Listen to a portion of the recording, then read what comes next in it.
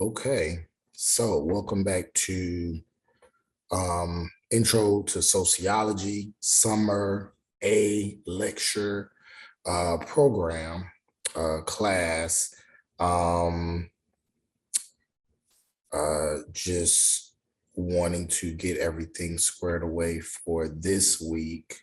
So last week you should have watched the first day of class lecture, which kind of lays out everything that has to do with the class and what we're gonna like how the class is laid out and what we're gonna discuss and the syllabus and everything like that. Your exams, your essays, things like that. Um, then you should have watched a lecture and looked at the PowerPoints on the sociological imagination, which was not necessarily created by C. Wright Mills, but more so kind of brought to light by C. Wright Mills in like the 19th. And then you should have looked at a lecture called Theory and Methods. And the Theory and Methods section just kind of just lays out some of the major theories in sociology, as well as the ways in which sociologists collect data. Again, this isn't a deep sociology course. This isn't a research methods course, so I'm not going to go too deep into it, but just kind of give you an overall idea of how a lot of this data is collected, so that you know that it is scientifically sound. Um, and so now, and you should have completed the assignments about that, as well as I think there was a discussion post that you were supposed to complete. And in addition to that, there was a quiz. There was a quiz last week on that topic, the sociological imagination. So hopefully you completed all of that. And now this week, one of the things that we're going to discuss is white privilege, male privilege. Okay. White privilege, male privilege. And so we're just going to start by just kind of talking about privilege as a whole. And then we'll go into the various parts of the various social constructions, the main kind of social constructions that we talk about in sociology. So if you want, you can go ahead and open up your PowerPoint, and you can go ahead and follow along on the PowerPoint as you listen to and look at this lecture. If you look at the PowerPoint, the next slide is your class assignment. Okay, your class assignment. And your class assignment says, describe your world how it is, and now describe your world how you would like it to be. Okay, describe your world how it is, and then describe your world how you would like it to be.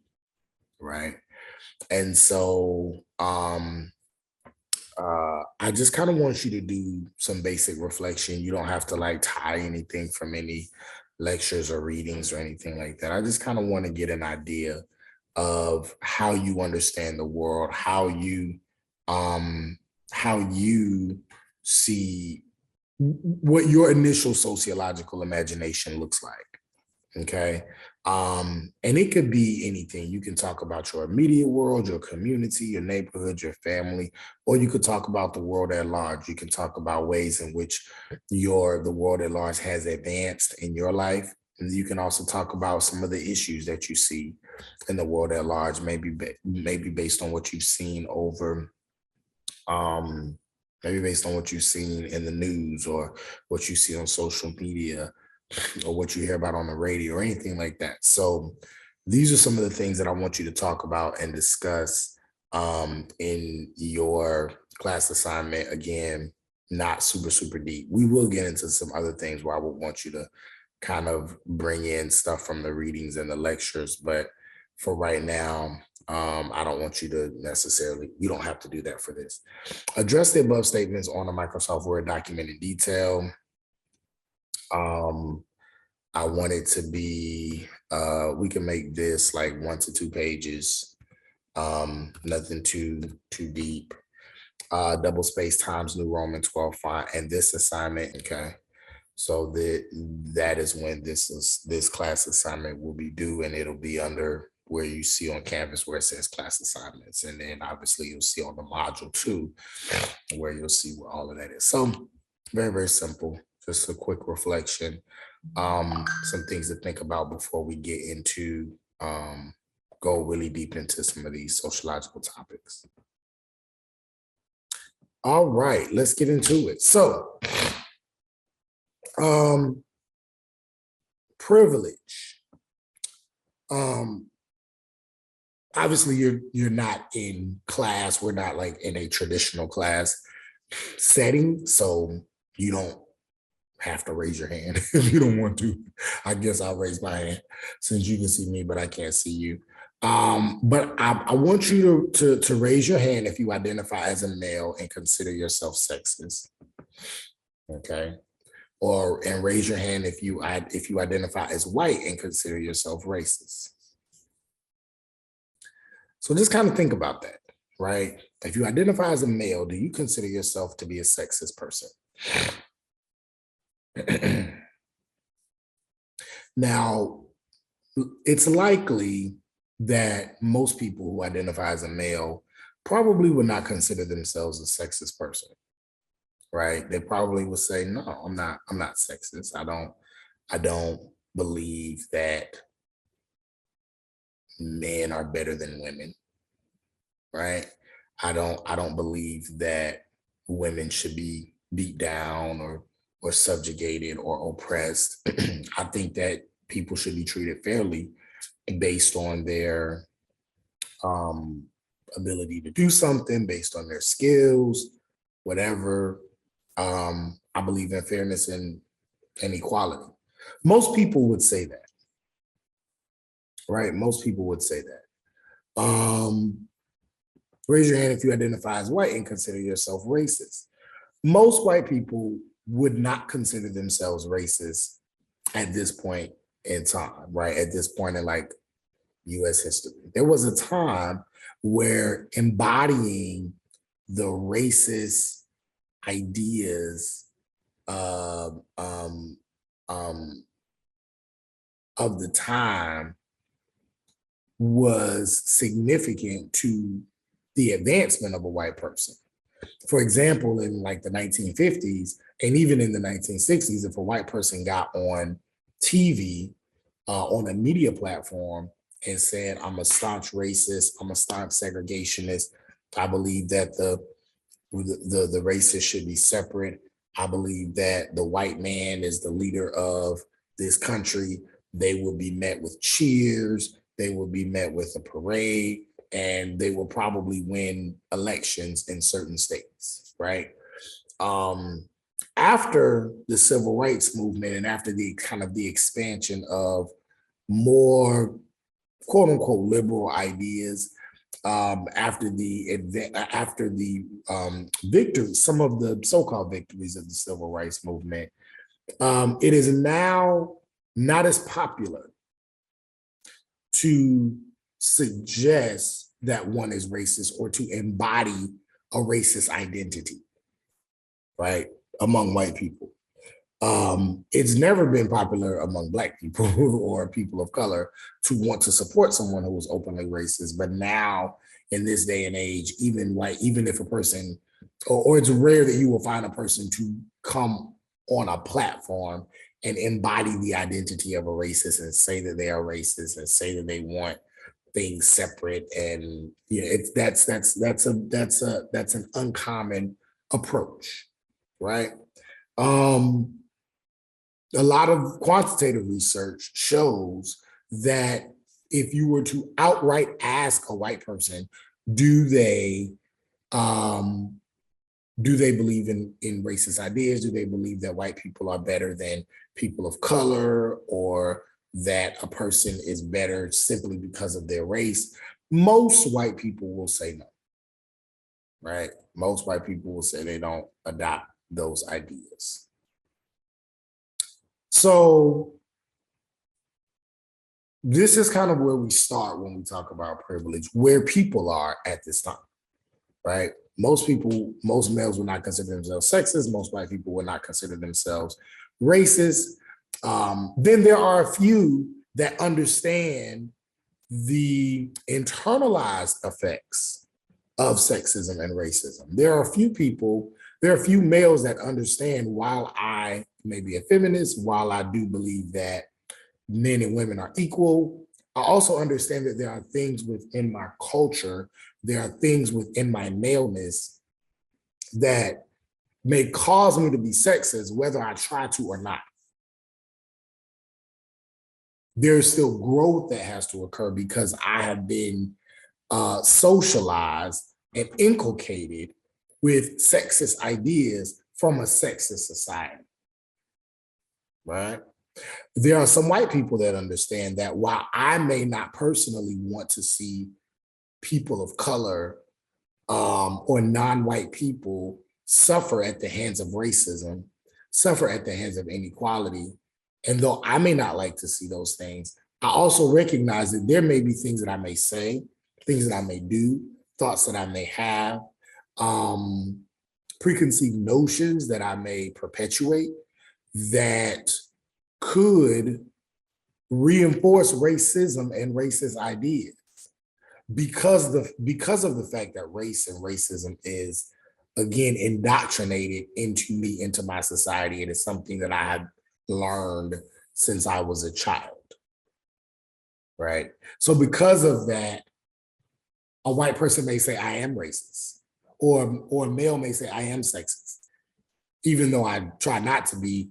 Sometimes it still comes out because of the society in which I live, and it is a constant thing that we all have to fight against our own, whatever our privileges may be. So some people may argue that point. And that's a good argument. Some people may agree, some people may disagree. But it's a solid argument. Okay. So white privilege by Peggy McIntosh says this quote: white privilege is like an invisible, weightless knapsack of special provisions, maps, passports, code books, visas, clothes, tools, and blank checks. I want you to look at that quote and I want you to think about what it means to you. Take some time to do that.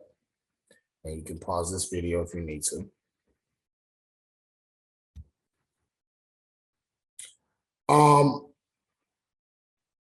White privilege is like an invisible, weightless knapsack. That right there alone is a pretty powerful statement. Number one, what she's likening this notion of white privilege, and not even just white privilege, but privilege itself. She's likening it to, first of all, saying something that one cannot even see. There's a book by one of my colleagues, and it's called Race in the Invisible Hand. And it talks about the way in which race and racism works as this thing that you can't really see. Obviously, we can see racial groups, but then the overall structure of race is something that we can't see. It is a set of ideas. It is a set of oftentimes of policies that work out in ways that can be very difficult for us to pin down specifically in all formats, right? You can, my wife keeps on it. You can see, yes, you can see a policy, but then there are other traditions and ideas and ways of being and norms within society that deal with race or that deal with sexism or gender inequality that are not seen. And that then translates into privilege. Privilege is oftentimes something that a person cannot see. They cannot pinpoint it, especially if the person has the privilege. And it's not until someone brings it to their attention that it becomes visible. So the privilege, the structural inequality itself can be invisible, but then also the privilege itself is absolutely invisible. It's invisible. It doesn't hold any weight, so you don't feel it weighing you down. In fact, in many ways, it can actually lift you up, right? And you don't even realize it. But you don't feel it. You can't see it. But it is something that you have at your disposal. It is all of these resources. It is provisions. It is codes. It is their roadmaps that privilege allows you to have that you don't realize you have, that you don't feel, and that you don't see. But the people who don't have the privilege, they see it. So if anything, the people that don't have the privilege feel the weight of not having the privilege. Women feel the weight of not having the privilege of being a male. People of color, and particularly Black people in this country, feel the weight of not being white, feel the weight of not having white skin and seeing, and it is visible because they see how white skin allows for people to navigate life. Women see how being a male or male identifying allows people to navigate life in a much easier way. But people who have that privilege oftentimes can't even tell. That's why Peggy McIntosh says it is invisible and it is weightless. And not until somebody brings it to your attention can you even see it. And then sometimes when people bring it to our attention, we still don't want to see it. It has to be something outright, something egregious that then makes people say, whoa, okay, maybe there's something to this. All right.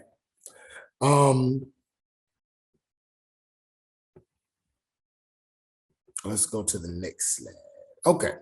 So just to do a quick kind of like background on this notion of privilege. So this idea of privilege is oftentimes cynically discussed as a term that has only really become recently fashionable, right? Especially among people who consider themselves to be progressives, liberals, academics, right? But the idea of privilege really goes back to, at the very least, the 1930s. At the very least, when W.E.B. Du Bois talked about what he calls the psychological wage of whiteness. See, sociologists overall look at privilege as unearned benefits that accrue to particular groups based on their location within a hierarchy. So the first thing that has to be understood when we're talking about privilege is that privileges are unearned. It is not something that you have based on any type of merit. And that's the first thing that can become difficult, especially for US citizens, because and we're going to talk about this more when we go into racist America, but it can become difficult for particularly US citizens to understand the idea of having something that you didn't earn, because that's the basis of the US story. The basis of the US story is this group of people, this country that was oppressed by the British. And so they fought their way to this revolution, to this freedom that changed the world. And then is this idea of having this land of opportunity that people can come to. And if they work hard enough, and if they have a good idea and they pound the pavement and they work hard at that idea and they work hard to get an education, then they will be successful in the land of opportunity, because that is what the United States provides that no other country provides. Every other country has this theocracy, or has, the rich getting rich and the poor getting poorer, and, have all of these unfair laws and based off of these archaic, old, ancient beliefs in caste systems and things of that nature. And America's not like that. We have fought so that people can be treated fairly and equally based on their hard work and that alone. That's the American philosophy. That's the American story. That's the idea. And so it's hard when a US citizen then takes this course, or anybody who lives or works in the United States, especially if you're white or you're male, to take this course and somebody says, yeah, that ain't it. That's actually the exact opposite. Actually, the United States is built very much on a caste system. If you read Isabel Wilkerson's work, she's a phenomenal, I want to say she used to be a lawyer, but she's a journalist now. And she's written 2 New York Times bestsellers. One is called The Warmth of Other Suns, and the other one is called Caste. Fantastic pieces of work, where she talks about the caste systems that exist within the United States. And it's difficult to accept that there are actually things that people, not even just individuals, but whole groups have, benefits they have that they did not earn. And it makes people feel like, well, how can you tell me I didn't earn it? All of the things that I did in school, all of the work that I put in, the time that I put in to build this business, how can you tell me that I didn't earn it? Yeah, there were some things that you earned, but then there were also things that were privileges to you just because of how you were born. If you were born male, if you were born white, if you were born, if you are heterosexual, if you identify as within the Judeo-Christian belief systems, there's a certain privilege there. If you are an able-bodied person, if you are not differently able, right? All of these are privileges. And so sociologists say that these benefits are unearned. It just depends on how you were born, and it depends on what group you fall into, or what group you are able to socialize yourself into. And that group is based on a hierarchy. And that hierarchy is based on the rules of society at that time. So the idea, and we're going to talk about this more in another lecture, is that our society is stratified. There are certain groups that are higher than other groups in society, not biologically, not universally, but in our society, it is true. There are benefits to being of a certain race. There are benefits to being of a certain gender identity, a certain sexual identity, etc. And so there's a hierarchy. Males, females, non-binary people. There's a hierarchy when it comes to society. White people, people of color, and then even within people of color, certain people of color have benefits that other people of color don't. And that can be argued in so many ways. There are some benefits that there's a certain way in which Asian Americans are looked at in society that Black people and Latinx people don't have. There are certain positive attributes that some people see in Asian Americans that they don't see in Black people, African Americans, people of African descent, people who are Latinx. Right? At the end of the day, though, when we look at the spectrum, regardless of how various minority groups fit within, at the high end, in terms of race, you have white, and at the low end, you have Black. And then everybody else kind of fits in the middle, and then Native Americans probably fit more so alongside Black in terms of what they've experienced at the hands of the US and Europeans in the Western Hemisphere. So that's kind of the spectrum. That's the binary of white and Black. And then everything else kind of falls in line with that. But there's absolutely a hierarchy. There are ways in which certain groups have more benefits than other groups. And so based on that, that has been created by society, that has been created by history, then there are benefits and there are challenges that fall within those. And those unearned benefits that apply to certain groups, that is what sociologists call privilege. Now, W.E.B. Du Bois, who is one of the founders of sociology, one of the fathers of sociology, and we'll talk more about Du Bois later, a phenomenal figure in our discipline. The first to do many things, but definitely the first to sociologically break down race, talks about this. He's the first person to graduate with a Ph.D. from Harvard. We'll talk a lot about Du Bois in like a future lecture, probably like next week or something. But Du Bois in the 1930s released a piece, published a piece. And in this piece, he talks about, I believe it was in a piece called, I think it's Dark Water, which was a collection of essays.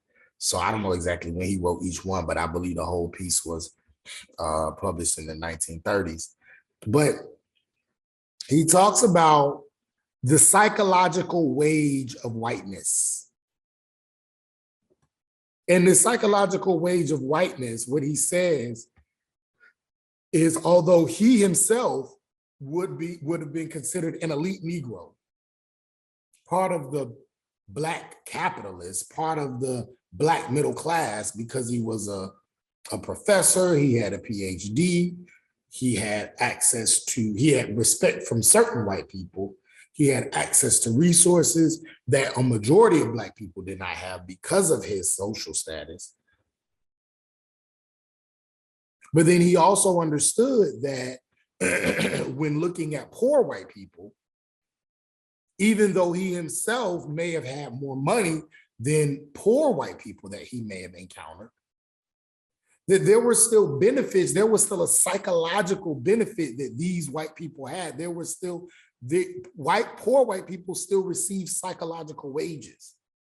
And these psychological wages allowed for them to feel superior to poor Black people. And this isn't new, this dates all the way back to Bacon's Rebellion during in the antebellum South. Right? Where white people were given opportunities and benefits, even poor white people that were just above the enslaved Africans, so that they could feel that they would have something to lose if they joined forces with the enslaved Africans and fought against the elite whites. Because there was a time where many poor white people said, well, we're not doing really any better than them. Why don't we join forces and fight the people that are raising taxes? Fight the people that are keeping us from having jobs, that are keeping us from being able to feed our families. Why don't we go up against the elite white people, the super, super wealthy white people? This was, I think, in Virginia in the 1700s. And they did that. And that's a lot of people. You have all those enslaved Africans, you have all these poor white people going up against those few very, very rich white people. And they weren't successful in the end, but it caused the elite whites to say, we need to do something so that these people don't join forces, because if they do, we're going to be out of power. And so they gave poor white people a little bit more land, a little bit more opportunity. They begin to make even more clear the racial hierarchy that exists and allow for benefits to be provided to poor white people that enslaved Africans did not have, so that they could still see themselves, while we're not as well off as the rich whites, at least we are not as bad as the poor Black people.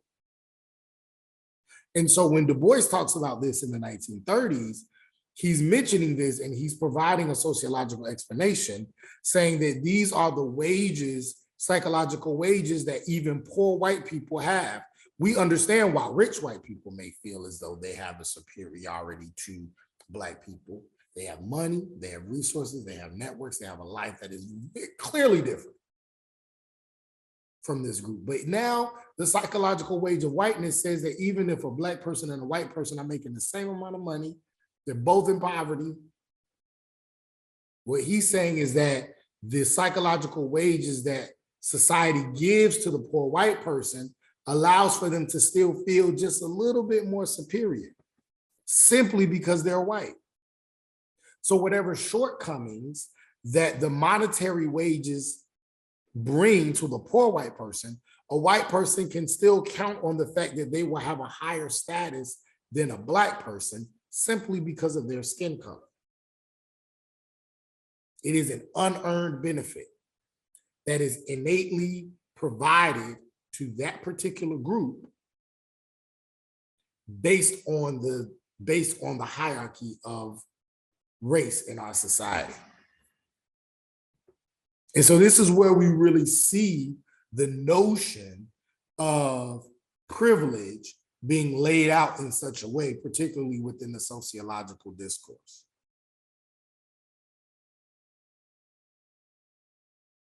So then after Du Bois talks about this notion of the psychological wage of whiteness, then a couple of decades later, C. Wright Mills, a white man, also points out this idea of privilege, right? Talked about C. Wright Mills and the sociological imagination. And he brings to light this idea when he says that it's not only attentive to privilege, this idea that certain groups have benefits that other groups don't have, but also to how it tends to be invisible and it's unacknowledged by its recipients. So just like we said earlier, when Peggy McIntosh says it's an invisible knapsack, it's not only invisible, but the recipients don't even acknowledge it. I don't even realize that it's there. So there's a book called The Power Elite that C. Wright Mills talks about, and he discusses the idea of these unearned benefits and of being counted as a member of the upper class. He's talking about it in terms of social class. If you're a part of a status, if you have a certain type of job, if you have a certain career, if you have a certain amount of money, there's still some people who believe, well, because I have this, or just because I have this, it doesn't mean that it's unearned. Or it doesn't mean that I don't have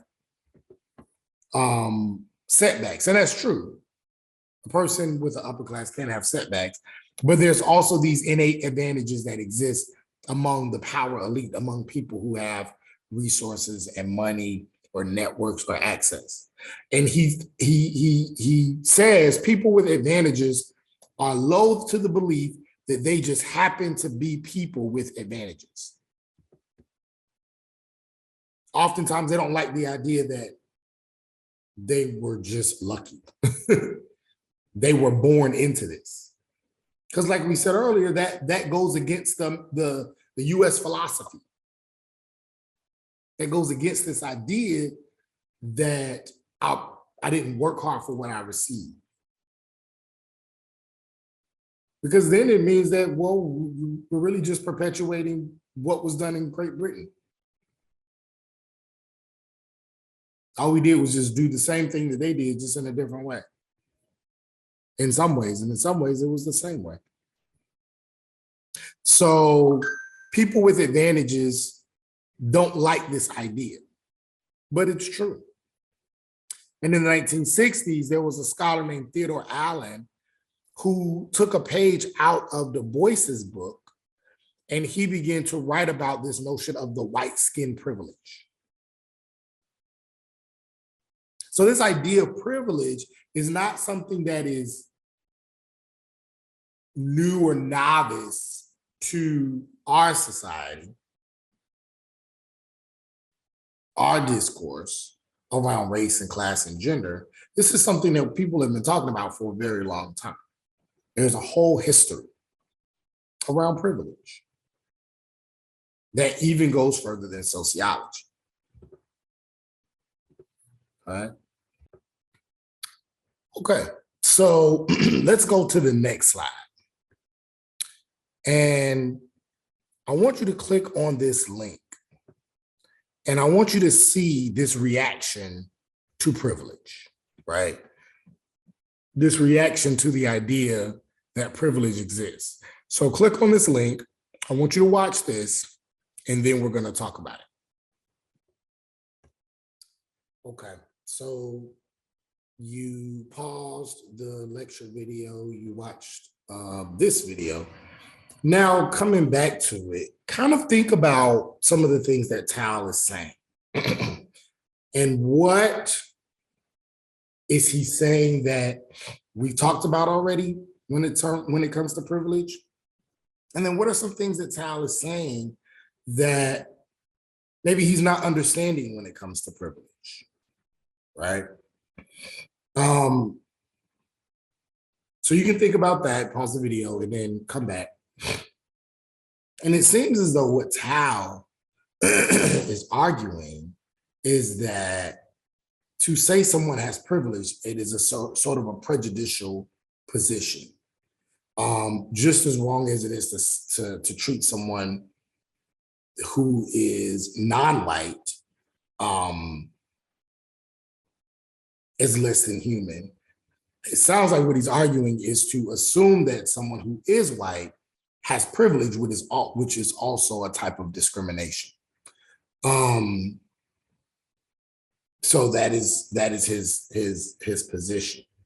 He also argues that because his family members are Holocaust survivors, that the idea that there is a certain level of oppression that is tied to his genealogy, that is tied to his history, that he says it's laughable to suggest that in turn, his white skin has allowed him a privilege to get into a certain school or to have certain opportunities.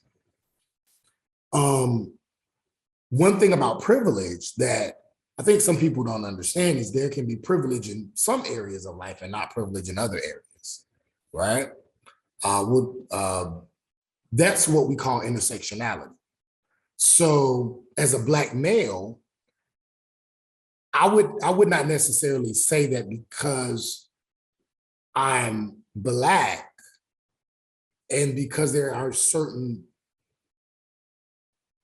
struggles attached to being Black, particularly a certain history that even Tal admitted to, that is attached to being Black. Because of that, it is laughable that I have male privilege, right? It sounds like he's kind of making that same idea. Because his family is connected to a Jewish level of oppression, then that cancels out the white privilege that exists in the United States. Again, the level of oppression that was performed on Jews was in Germany. So for sure, in Germany during that time, one would not say that Mr. Tal is privileged. It's clear. However, being white that was 2014. In 2014, Mr. Tal would be considered privileged. As a Black male, as a Black person in society, I would not be considered privileged. But as a male in society, I am considered privileged. And both of these things are true. You can be privileged in one part of the world or one part of society or one time period and then not be privileged in another. You can be a white woman and be privileged as a white person and not be privileged as a woman. You can be a person of a certain ethnicity, of a certain race, and not be privileged in one area and then come to the United States and be privileged in that area. That's literally why people move from Europe, escaping the Irish potato famine, escaping Italians escaping. I don't know if it was Mussolini, but there were certain dictators that Italians escaped. Then they came to the United States and they were not privileged where they were from. They came to the United States and they received a certain level of privilege because their identity was different. Now they're not just looked at as Italians. Now they're kind of integrated into white society that allows for them to be privileged. A person can have both.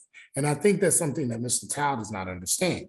That goes back to the social construction of race and the social construction of identity and ethnicity and gender and all these different things. These things are socially constructed, which simply means that society dictates the definition. Society dictates what whiteness means, what non-whiteness means, what maleness means. To be Black in 1822 is different to be Black in 1922, and it's different to be Black in 2022. To be a woman is different from being a woman in 1822, before the first wave of feminism in the late 19th century. That's different from being a woman in 1922, and is different from being a woman in 2022. What it means to be these things vary based on where society is at that time. That's why it's called, that's why these things are what we call socially constructed. Okay? So there's just a couple of things that Mr. Tao, it appears that he does not understand when it comes to privilege, and took offense to when reacting to privilege and reacting to this idea that he has privilege, right? And so it leads us to then go to this quote by C. Wright Mills, which we talked about earlier. He says, people with advantages are loath to believe that they just happen to be people with advantages. They come readily to define themselves as inherently worthy of what they possess. They come to believe themselves naturally elite, and in fact, to imagine their possessions and their privileges as natural extensions of their own elite selves.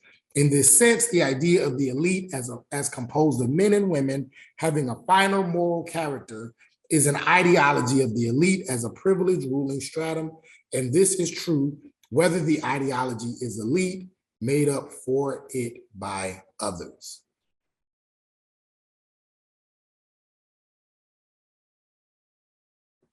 So we kind of see where C. Wright Mills is helping to kind of explain the psychology of the power elite, the psychology of the privilege, and what they may understand, and then also what they may not understand. And so what Peggy McIntosh does, now we're going into the reading, what Peggy McIntosh does is she breaks down the idea of male privilege. She breaks down the idea of male privilege, right? And what these privileges are. And sometimes this can be a lot easier for certain groups to understand. Sometimes it's easier for people to understand the gender perspective before they understand the race perspective. And then for other groups, it may be easier to understand the race perspective before they understand the gender. Right? So we're going to talk a little bit about male privilege first, and then we'll go into white privilege. So male privileges. There are certain special privileges, that's the next slide, and status that are granted to males in patriarchal society. That is what male privilege is. The special privileges and statuses that are granted to people who identify as male, whose society also identifies as male. That is what male privilege is. And let's look at some of these things.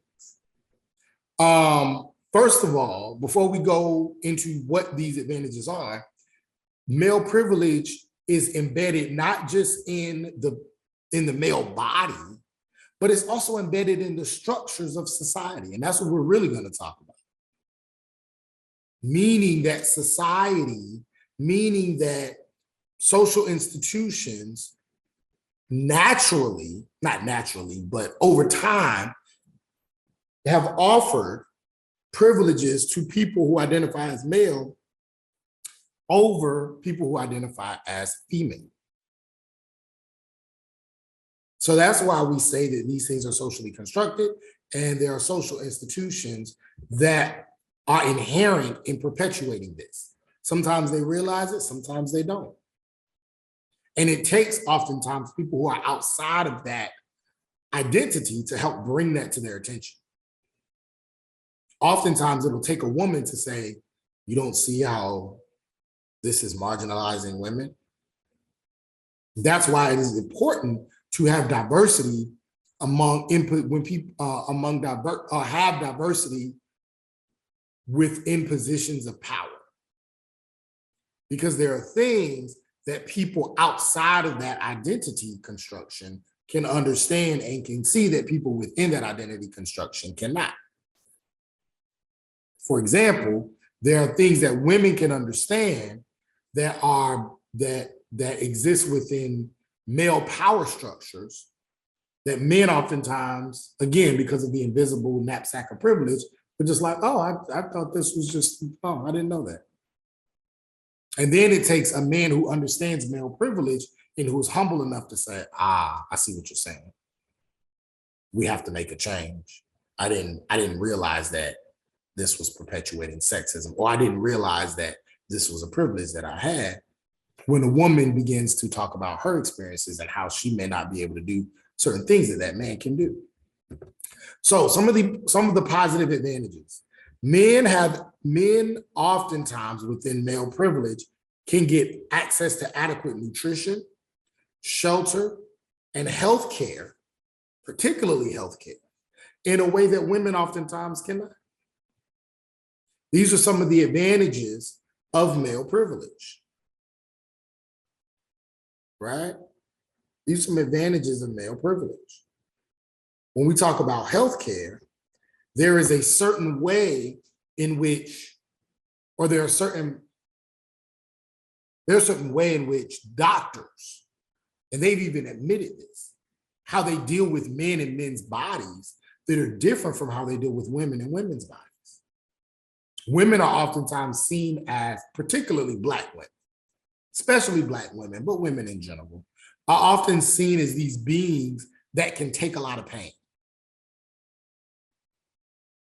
Right? I was just watching this, well, let me stay right there for a second. And so because of that, oftentimes when women, but especially Black women, and there's research to support this, Black women specifically, when they complain about being in pain, when they complain about their body, oftentimes medical professionals don't believe them. It's documented. Serena Williams dealt with this. She almost died having her baby because of this. She forced the doctor to deal with something that she felt her body was telling her. The doctor said she was delusional. She said, no, I'm not.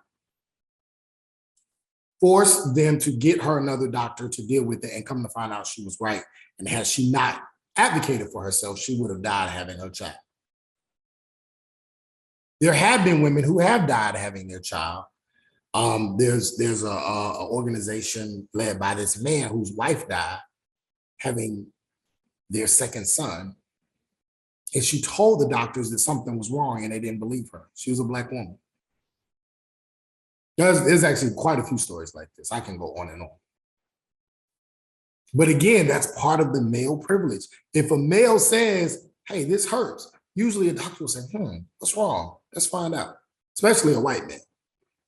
But I don't even know of a lot of Black males who have that issue, usually with, somewhat fair doctors. But women always have that issue, especially Black women. So healthcare is even different based on gender. When you have male privilege, you oftentimes, when it comes to adequate nutrition and shelter, with male privilege, most times you have more access to economic resources.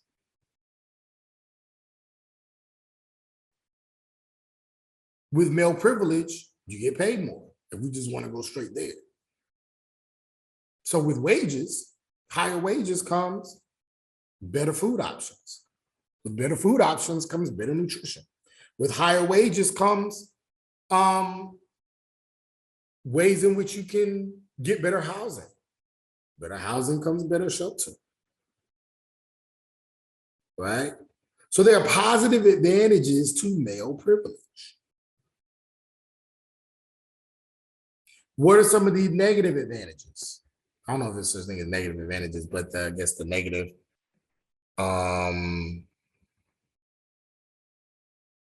setbacks or something. Negative positioning.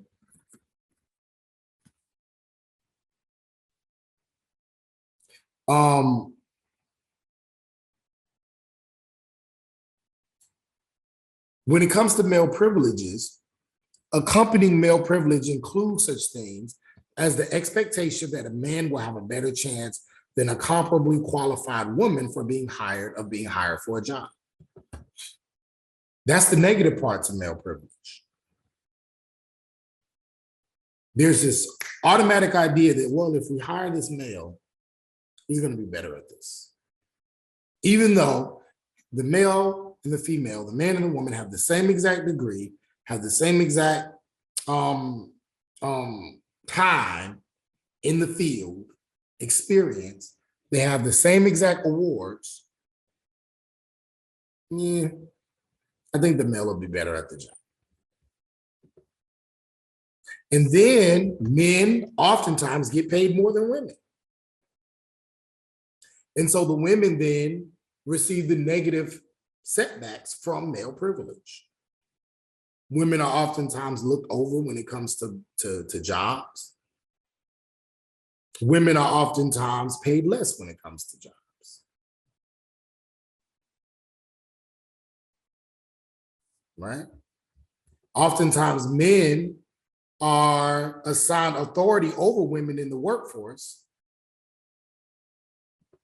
And some people may say, well, that's just because men go into fields that are very dominant fields: business, architecture, large corporate industries, politics.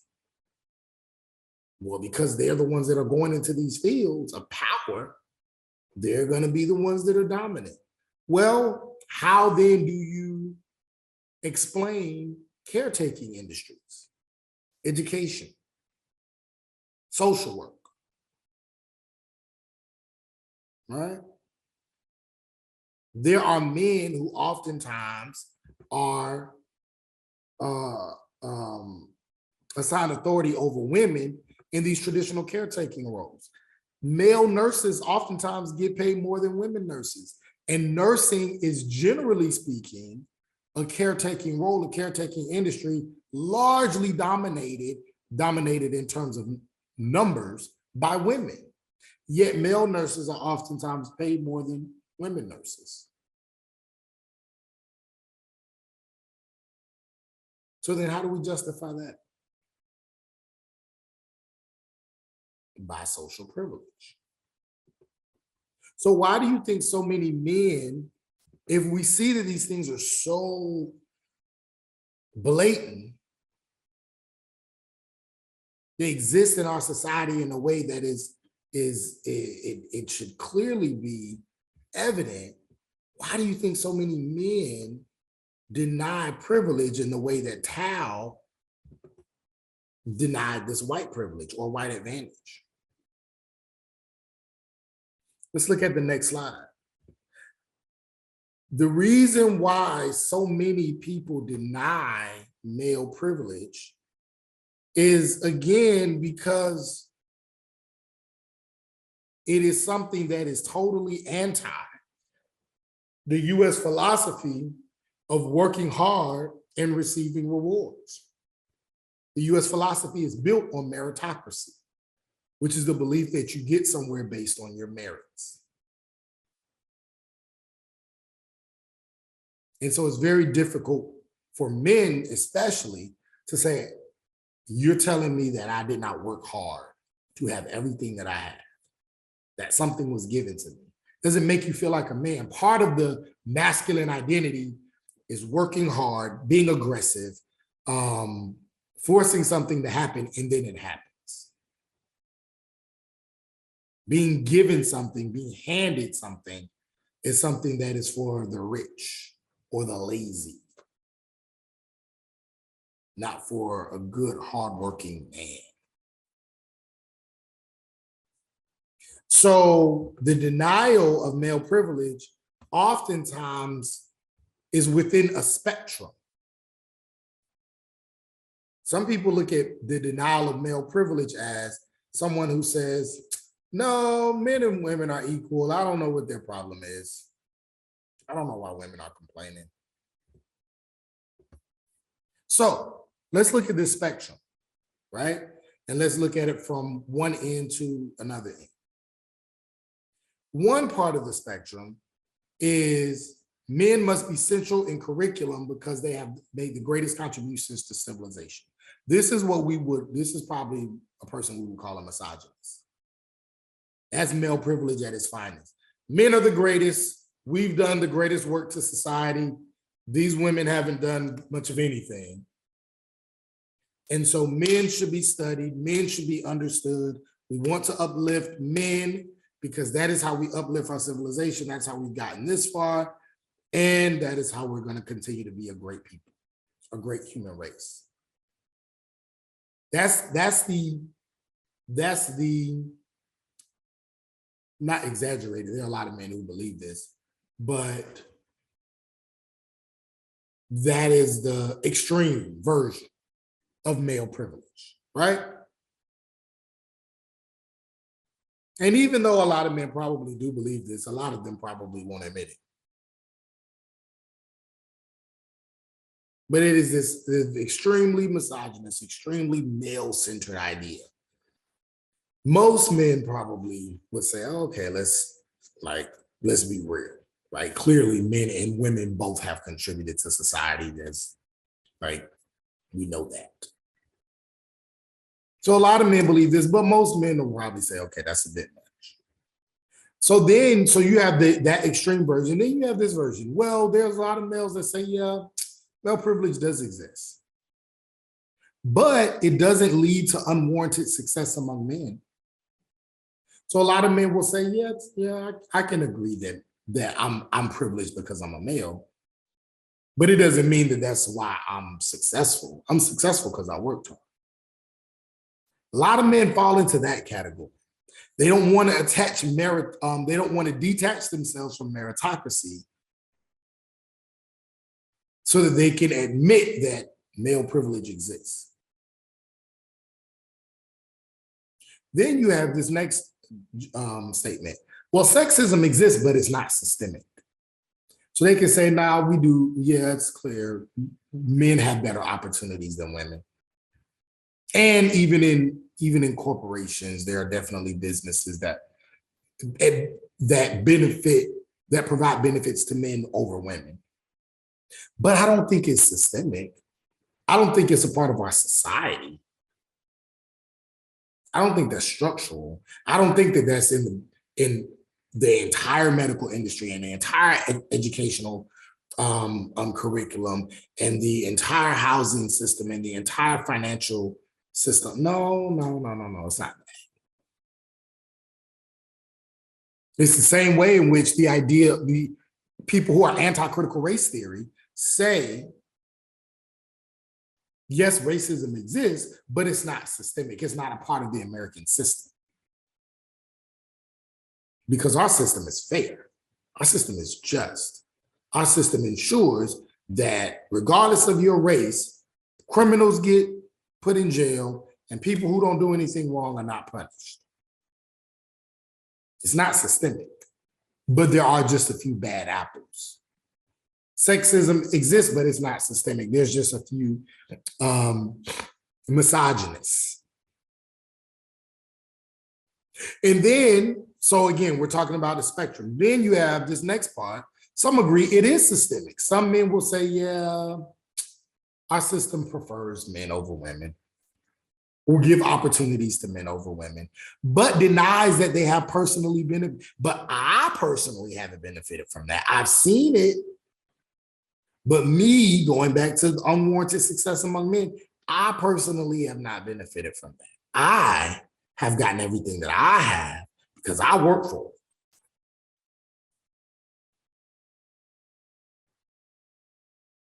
And then some agree with male privilege. They agree that patriarchy exists, but don't think that we can do anything about it. Some say, listen, I know that it exists. I know that people have benefited from it.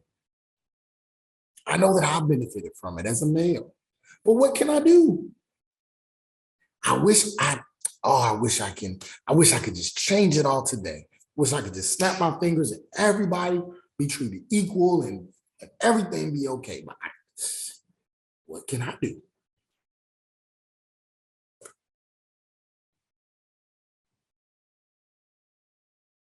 And then the last one, almost all men, I don't think I've ever heard of a man, actually maybe once or twice in a situation. Almost all men will refuse lessening the importance of men or redistributing resources from men to non-men in society.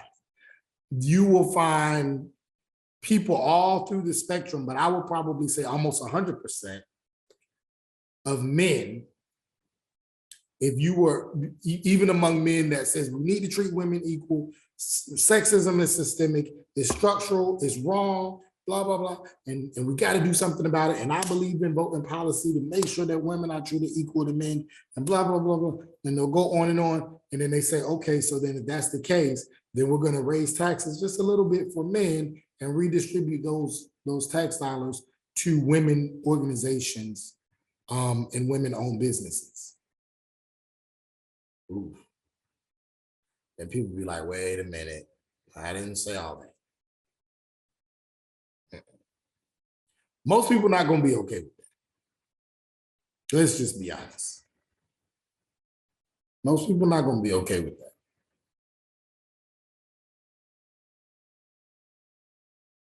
Right? So redistributing resources to women or anybody who identifies as a woman, a lot of people will be mad. Even those people who are staunch feminists, men particularly. So there is a spectrum of denial of male privilege.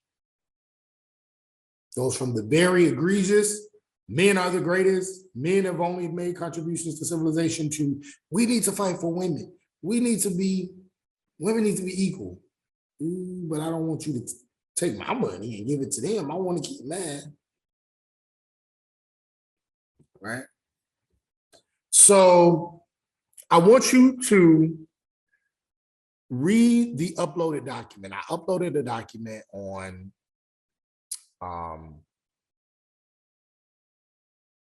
U.S. male privilege checklist on your module. And on a separate piece of paper, I just want you to write the number of any statement that positively applies to you. And then after that, we're going to discuss it. Okay, so go ahead and do that. Pause this video, come back, and then we're going to discuss it. All right. So if you read this U.S. male privilege, you'll see things, a couple things like my odds of being hired for a job when competing against female applicants are probably skewed in my favor. The more prestigious the job, the larger the odds. If I am never promoted, it's not because of my sex. If I fail in my job or career, I can feel sure that this won't be seen as a mark against my sex capabilities. If I have children and pursue a career, no one will think I'm selfish for not staying home. I am not taught to fear walking alone after dark in average public spaces.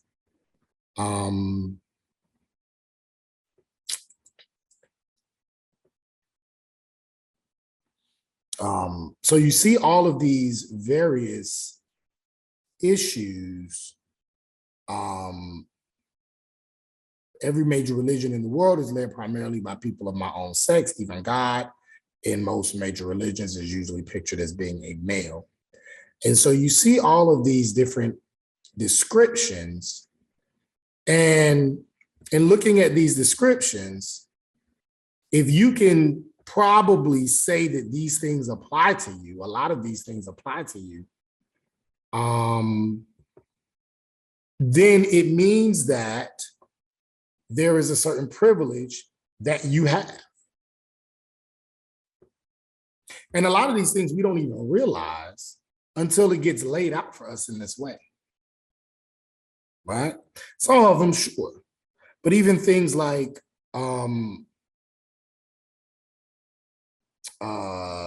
something about walking home after dark. Now, clearly, regardless of your race or gender, there are certain places you don't want to be at certain times, or if it's dark, you're going to be on guard.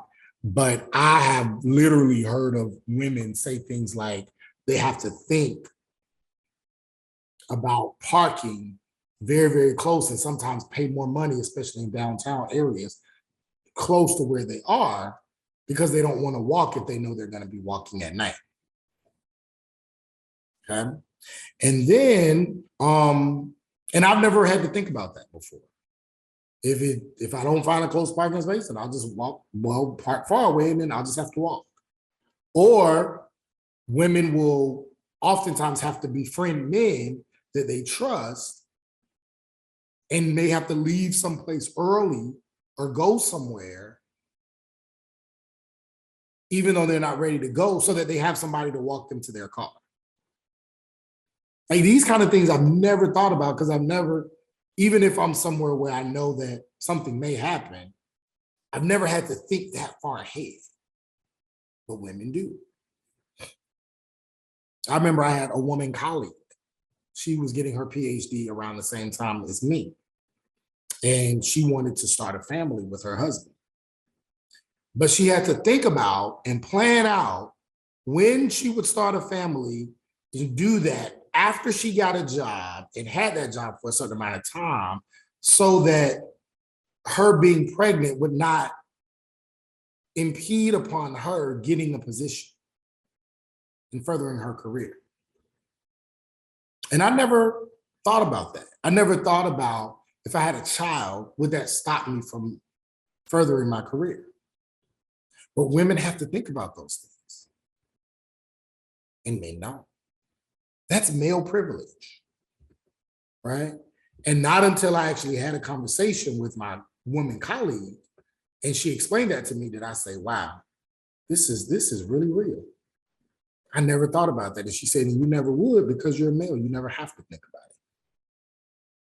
it, right? So these are the things that when we look at male privilege, we look at this checklist, we see if a lot of these things, if you as a person who identifies as a male, if you were able to check off and say this applies to me, then Peggy McIntosh is saying, yes, you benefit from male privilege. If you have a significant number of numbers on your paper, then you benefit from it. All right.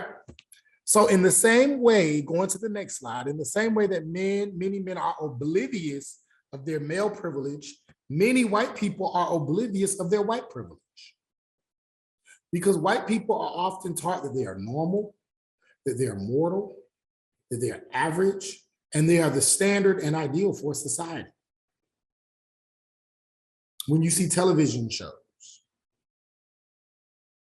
a lot of the television shows, a lot of the representation of white people are very universal.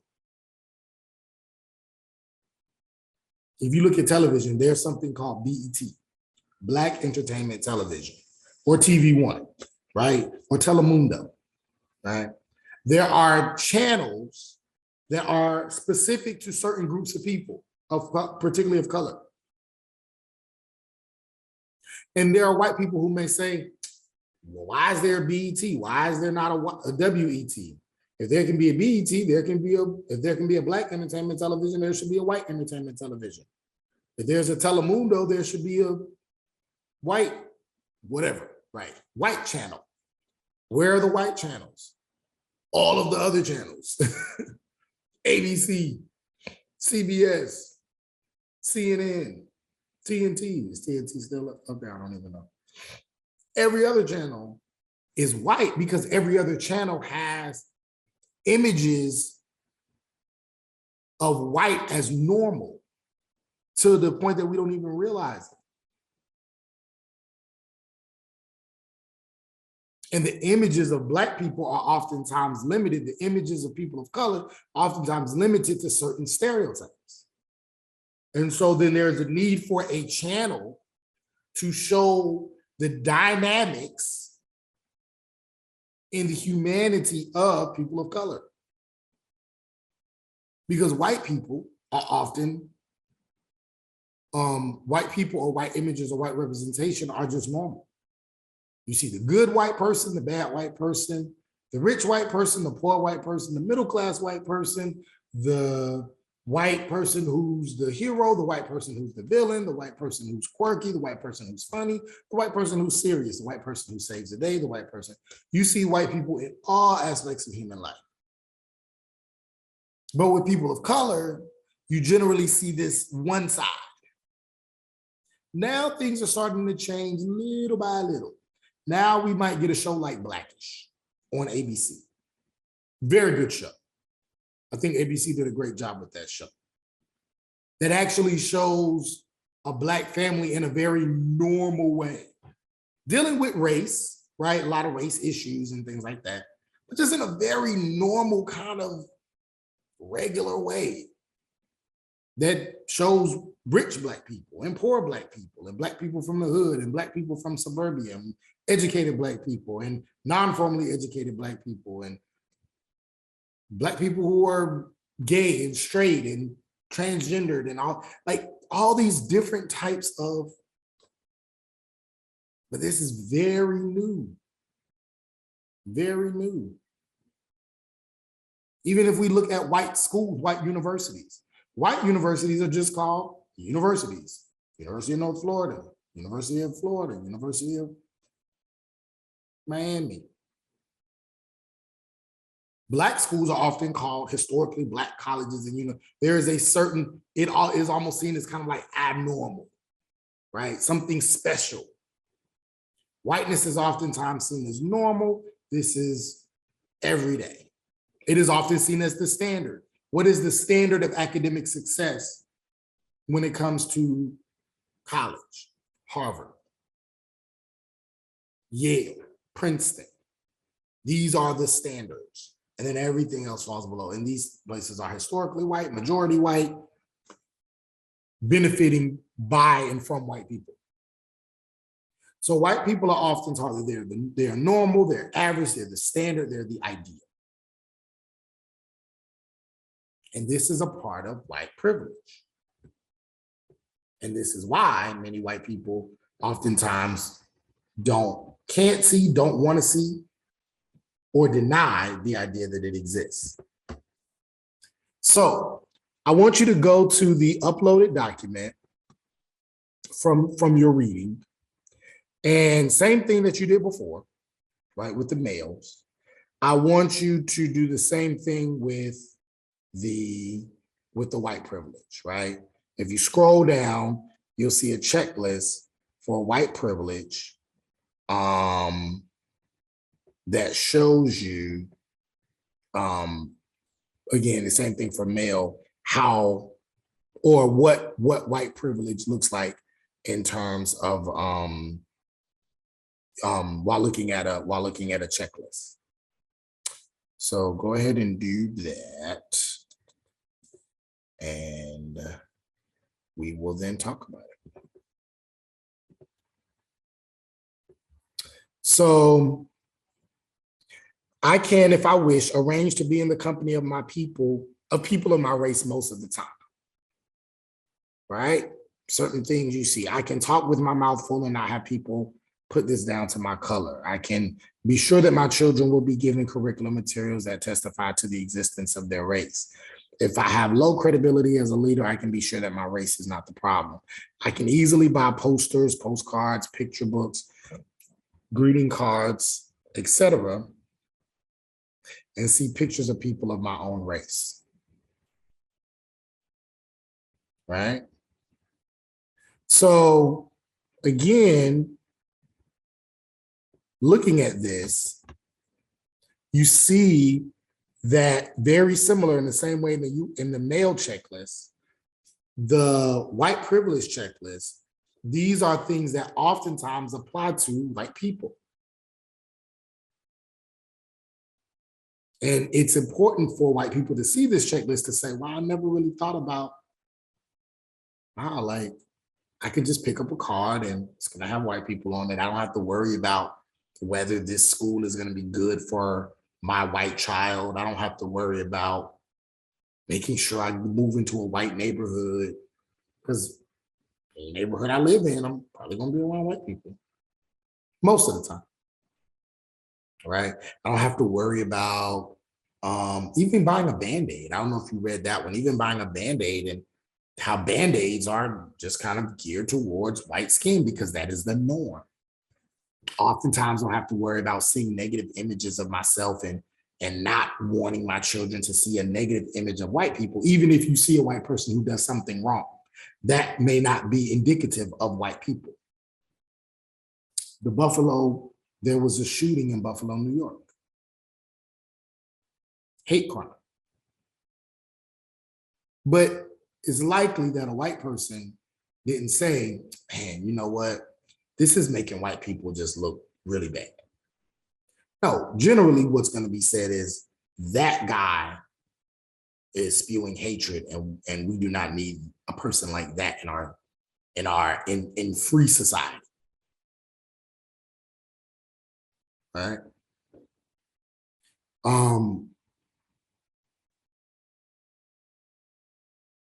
But if that was a black person, right, or person of color, if you talk about the Virginia Tech shooting and the Asian male who participated in that, people made that indicative of Asians in general, right? If that was a black person, that would have been indicative of black people in general. Because oftentimes people of color are not given the privilege of just being different. Oftentimes the same level of resistance does not exist. Somebody told, I was watching this interview of Mark Lamont Hill. He's a Temple University professor, Morehouse College professor, well-renowned author, historian, sociologist. And he talks about how Ronald Reagan there was attempted murder on his life in the early 80s. Literally a man just, and you can see video of it in documentaries and stuff. A man literally just walked up to him and was very close to him and just pulled out a gun and shot him. Pulled out a gun and shot him. Secret Service, everything, everybody scattering, everybody protecting the president. They get the guy, they arrest him. This guy who shot the president, tried to kill the president of the United States in the early 80s, so arguably the most powerful man in the world, was then found guilty of attempted murder. I think it was attempted murder. And then he was sentenced to, I believe, a psychological program to deal with his mental health, because they concluded that something was wrong with him mentally.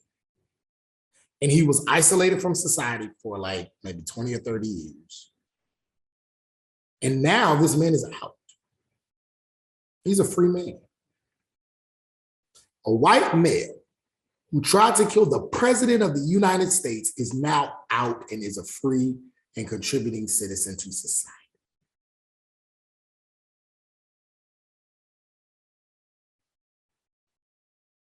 That ain't white privilege. I don't know what it is. Because I think we can all safely say that anybody who tries to kill the president likely would, there's no trying to reason with that. Try to kill the president, you're gonna, especially if you're a person of color. This white male was seen as being mentally unstable, again, isolated. So I guess a type of prison or a type of program was put in place to deal with his mental issues. And now he's free. That's privilege for sure. Right? And so seeing that these things exist in our society is the first step towards hopefully making a change. So let's look at what happens if a white person admits their privilege, right? I guess very similar to when we looked at the denial of the male privilege. If a white person admits their privilege, looking at this next slide, then that means they come to the realization that meritocracy is a myth.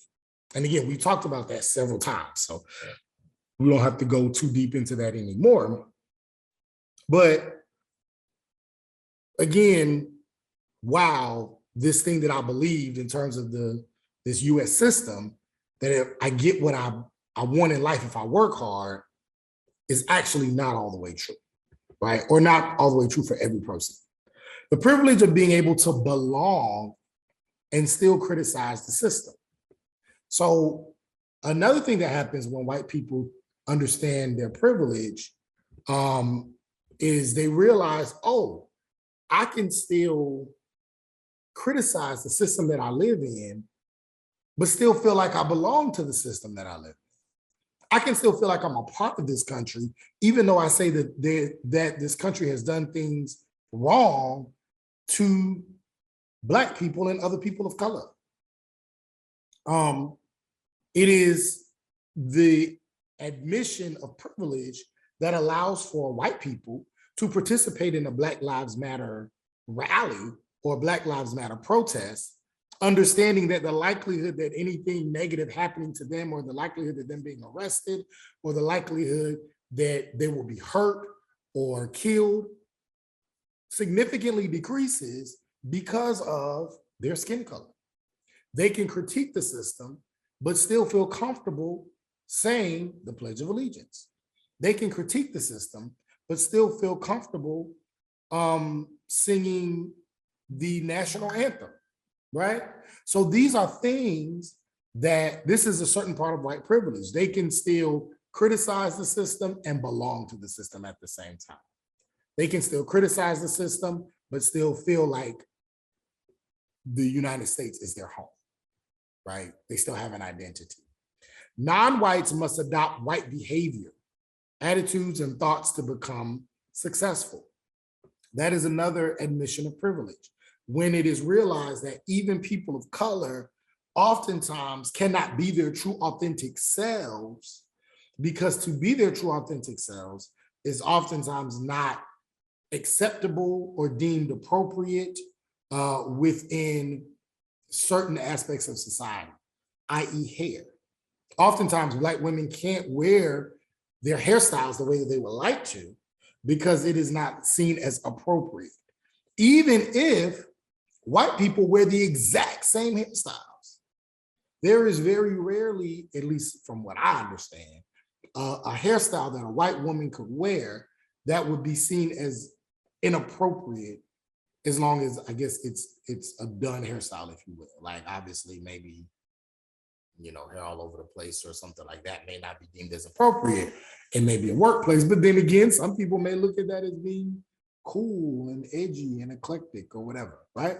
But if a white person, if a Black person wears that hairstyle, it may cause them to not get a job, cause them to lose their job, which is why California and other states have had to pass the Crown Act to help ensure. The Crown Act is an actual policy that was passed on the state level to help ensure that Black women and other women of color, or any person of that matter, is not discriminated against based on their hair.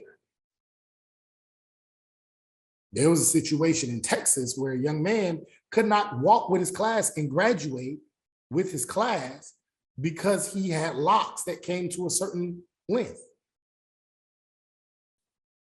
And there was a whole thing about it. I forgot what happened, but what ended up happening.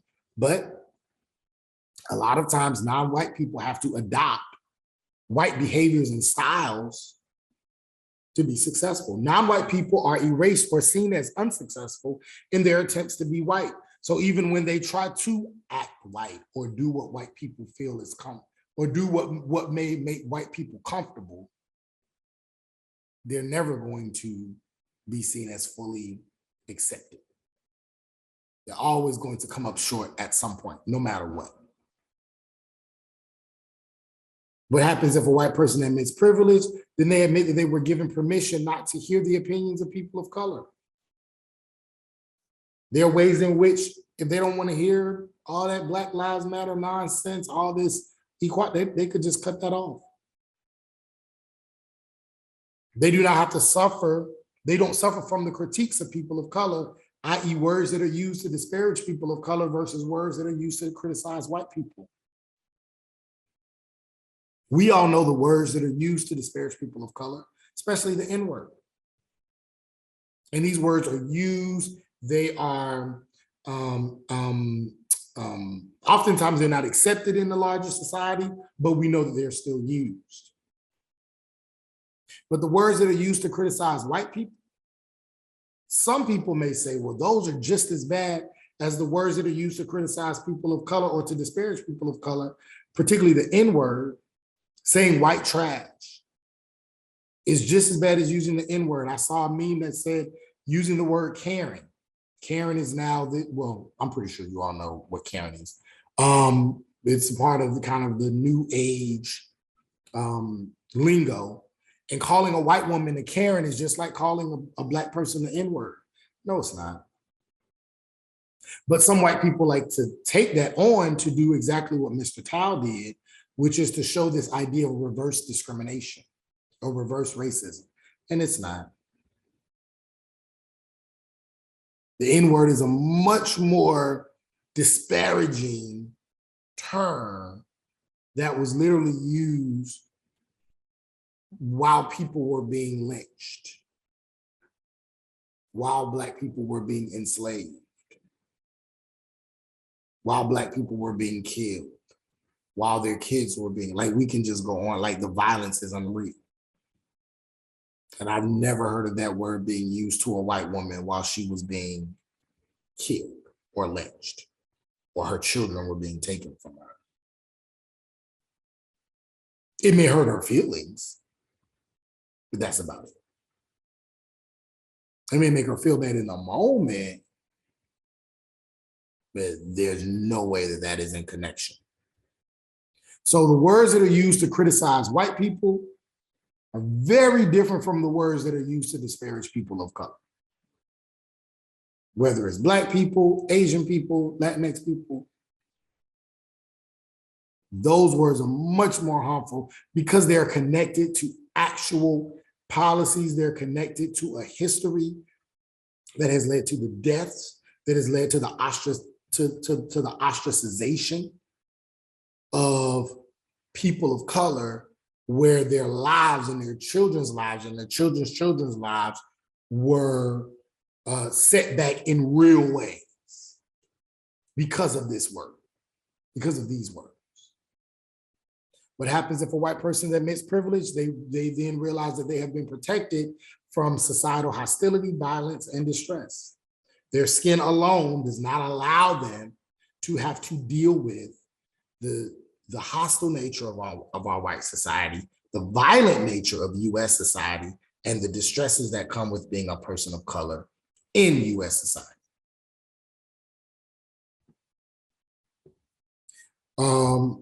So going to the next slide and coming towards our conclusion, we got one more slide after this, is that privilege means you have something that everybody wants. Not to say that everybody wants, not to say that every person of color wants to be white. That's not true. In fact, most people of color like being their race. Most Black people like being Black. Most Asians like being Asian. Most Latinx people want to be Latinx. They don't want to be white. They just want to have the privilege of being white. They want the freedom, the normality of being white. So based on what we just discussed in the last slide, is maleness and whiteness really a privilege?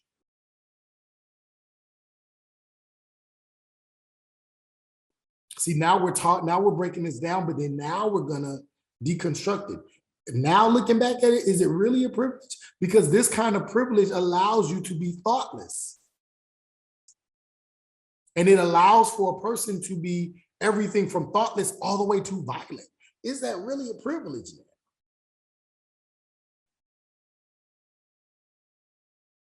Yes, there is a privilege in how a person can move throughout society, but it is whiteness and is maleness a privilege to your humanity and allows you to be thoughtless and allows you to not see the reality of the world in which you live in and can allow you to be violent. It is a privilege, but then it's not a privilege. It's actually more of a privilege when you can see the reality. This is what Du Bois talks about when he goes into double consciousness. We'll talk about that soon as well. That's why he calls it a gift and a curse. Sometimes a privilege can be a gift and a curse. It's a gift and now you can move throughout society, but it's a curse because it puts a blindfold over what is really happening. So not all, when we talk about privileges, and that's why we have the arrow going from thoughtless to violent, not all privileges are inevitably damaging. Sometimes you can have the privilege of just being thoughtless, and then you can also have the privilege of being a part of a white organization like the Ku Klux Klan who can wreak havoc and not receive the backlash that other groups might receive.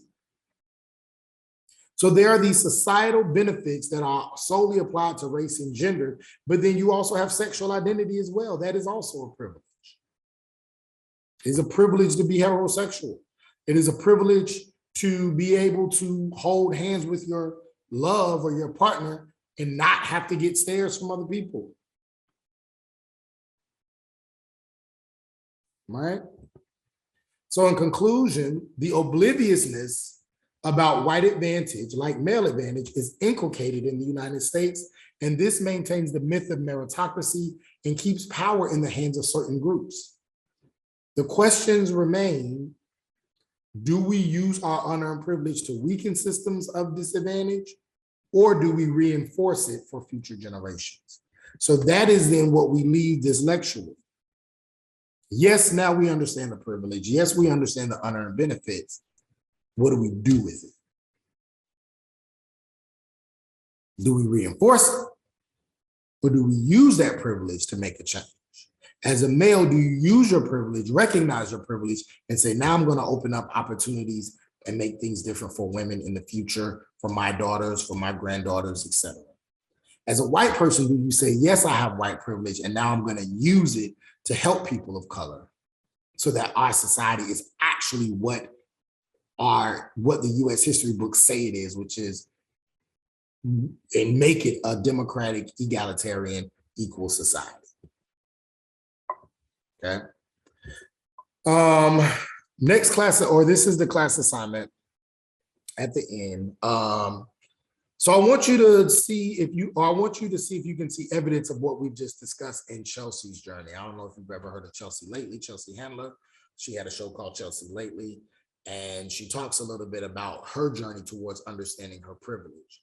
And so I want you to watch this video. And in a 1 to 2 page document, I want you to discuss the ways you see white privilege and other concepts of privilege from the lecture in this interview. I want you to make connections between these key ideas in the lecture and how they are evident in Chelsea's life based on this link. Your assignment must be double-spaced, Times New Roman, 12 font. Be sure to use concepts from the reading or the lecture in your answers and this assignment. Okay? So, yes. That is it for this lecture. Make sure you complete any assignments that are assigned to this lecture. And I hope you have a great day, great week, great weekend. See you soon.